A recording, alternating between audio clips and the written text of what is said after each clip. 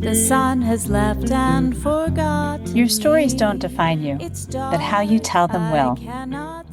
On my hike last week, I recorded last week's podcast episode so I could take you along with me as I process thoughts around passive communication.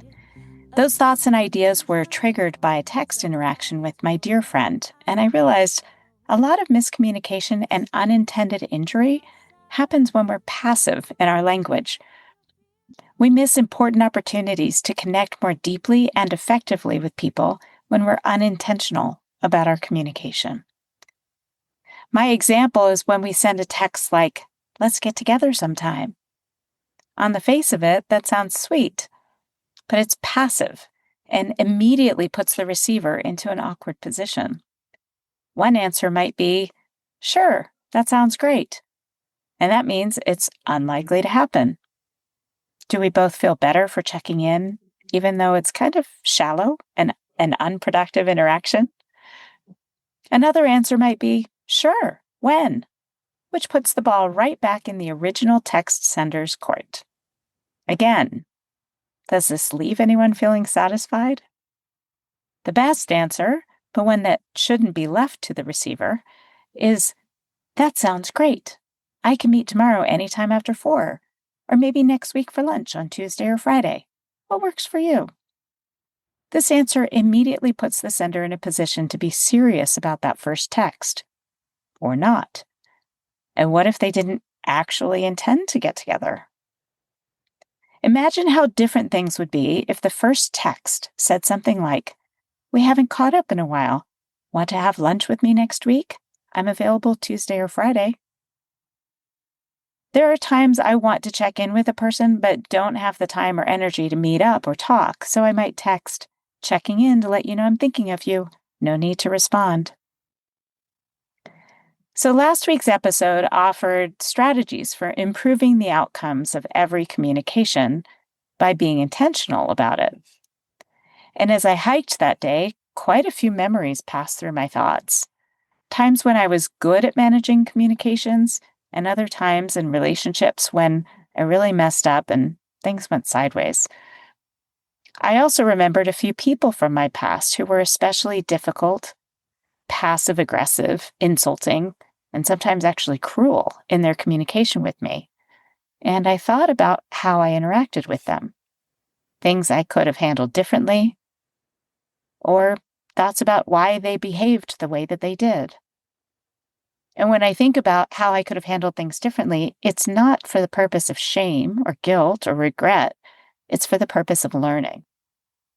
And when I think about why they behaved certain ways, it's not to give them an excuse or to lessen their impact on me, but for the purpose of grace and compassion.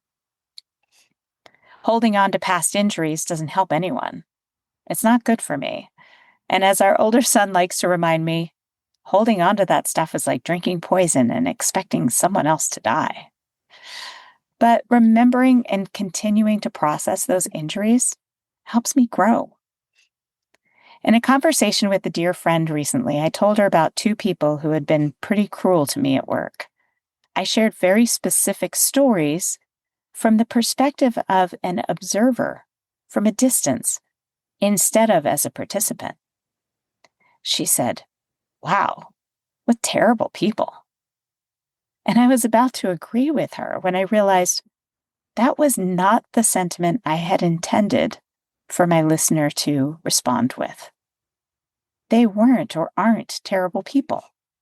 They were dealing with difficult circumstances and challenges. Some I knew about, and others I was completely unaware. So when I look back at those incidents, I realize their behavior had little to do with me. And if I anchor them in those moments, choosing to see them as that person, no matter what happens after, I lose the opportunity to move on myself. And I don't love hypocrisy.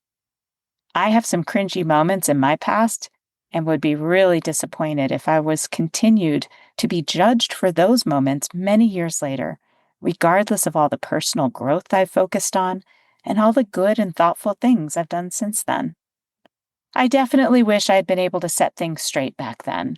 In those moments, standing up for myself in a way that was dignified and assertive, while walking the line with grace, compassion, and respect. We all would have learned better lessons that way. But that's what collecting these stories is all about, recognizing our roles in difficult circumstances and gaining tools and resources we need to do things differently next time. Collecting and sharing these stories helps me process the experiences so I can learn from them. And yes, sharing them vulnerably, others can learn from them too. And if they've already experienced similar situations, these stories I share will help them remember them and process the feelings and lessons from their own experiences. After all, it's not the things that happen to us that create our identity. It's how we talk about them. Now it's your turn, listeners. I encourage you to listen to last week's short episode and then try using a less passive voice in your communication. Be intentional about what you want out of every communication. What will you do differently so you can move past injury and grow into better, safer, more satisfying relationships? And thanks so much for listening. If you're curious, I'd appreciate it if you'd connect with me and follow me on Instagram, YouTube, and LinkedIn for more storytelling, interview, and StrengthsFinder tips and content. Have a great afternoon. You must keep on trying.